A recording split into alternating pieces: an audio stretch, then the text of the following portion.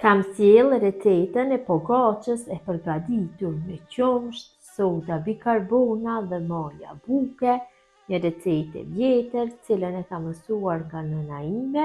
Besoj se kam ju pëlqyer receta kur ta shihni videon në vazhdim. Filloj me përgatitjen e kësaj pogaçe, një recetë shumë e mirë, cilën e kam mësuar nga nëna ime, andaj do e quaj si pogaçja e nënës, e cila përgatitet me maja buke dhe soda bikarbona. Përgatitja është shumë e thjeshtë, vetëm se ka një teknikë gatimi pak më ndryshe se pogaçet e zakonshme. Këtu në enë kam shtu 600 gram me miell, ju mund të dyfyshoni masat nëse doni ose të përgjysmoni. Tek mielli shtoj një lugë gjysmë të mesme me krip, ja shtoj një lugë të mesme me maja buke pluhur, nëse përdorni të freskët atëherë do përdorni shumë pak, dhe pak soda bikarbona, dikon një lugë jo të mbushur plot të mesme, një lugë jo e mbushur plot, më shumë nuk duhet që t'i hedhim, dhe ja shtojmë 3 lugë gjelle me vaj.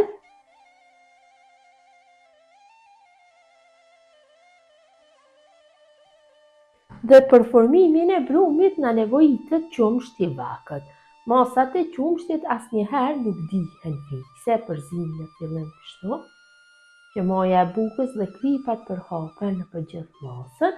Ta shtojnë atë qumsht dhe e përzihen. Në fillim do e përzi kështu me lugë, siç e cekam, masat e qumshtit nuk dihen, derisa të arrijnë trashësinë e duhur.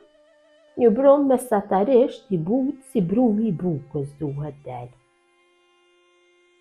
Shtojmë qumsht, përzim.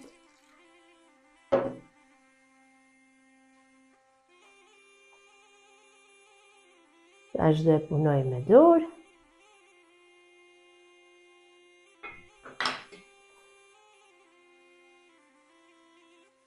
Duhet të keni kujdes kur t'ja hedhni qumshtin, që mos na bëhet një brum i butë shumë.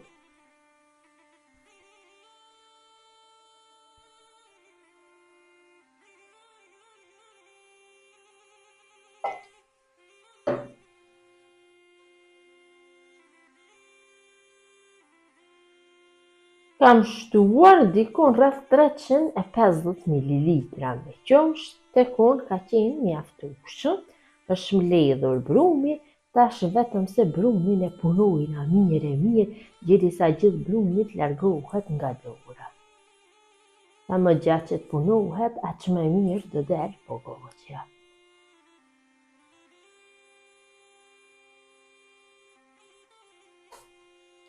Kam punuar brumin mirë, derisa është larguar brumi plotësisht nga dora. Tash e mbuloj enën dhe lë brumin që të pushoj për 10 minuta. Ambienti i dhomës duhet të jetë i ngrohtë. Pasi brumi ka pushu për 10 minuta, tash e ngjeshim përsëri. E ngjeshim dikon rreth 2-3 minuta.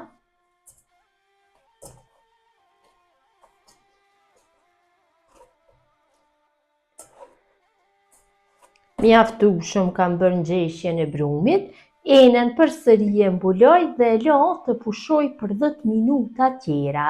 Mënyrën e njëjtë e përsërisim për 3 herë. Përsëri për herën e dytë ka pushu brumi për 10 minuta, e ngjeshëm.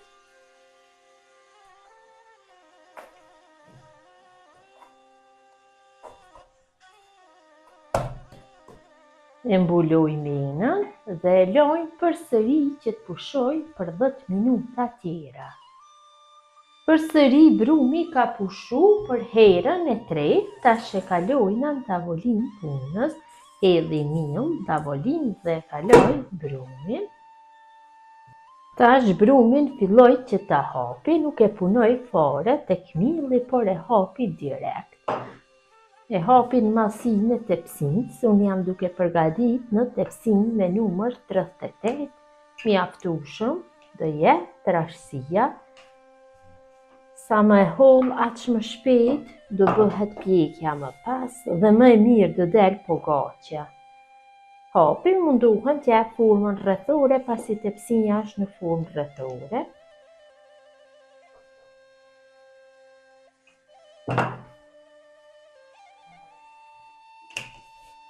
Kam hap brumin në masinë e dëshiruar, tash në tepsinë kam hedhë vaj për hapi kështu vajin në tepsinë dhe e kaloj brumin.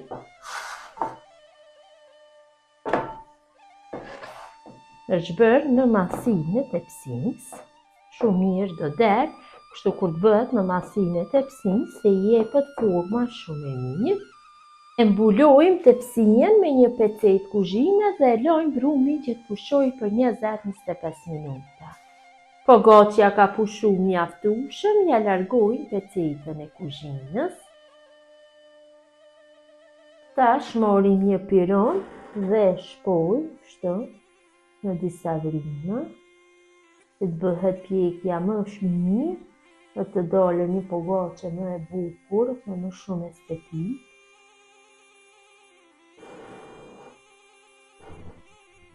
Dhe pogaçja është gati për pjekje, kam nxjerr furrën në 250 gradë dhe në atë temperaturë do e pjekje rreth 20 minutave. Kam larguar nga furra pogaçën. Tash, kështu e lyj me gjallë, sepër që t'i zbutet korja.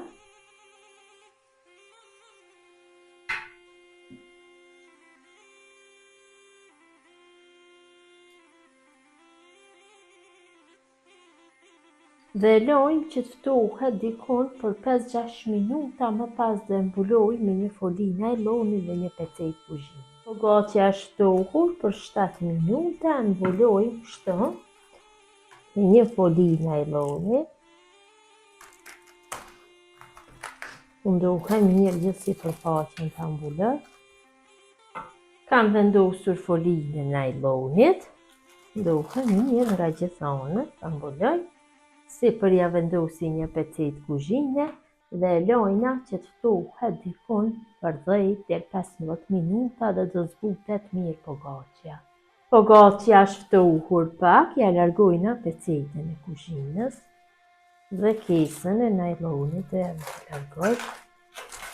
Ta ndajna një pjesë dhe ta shihni se si ka dalë.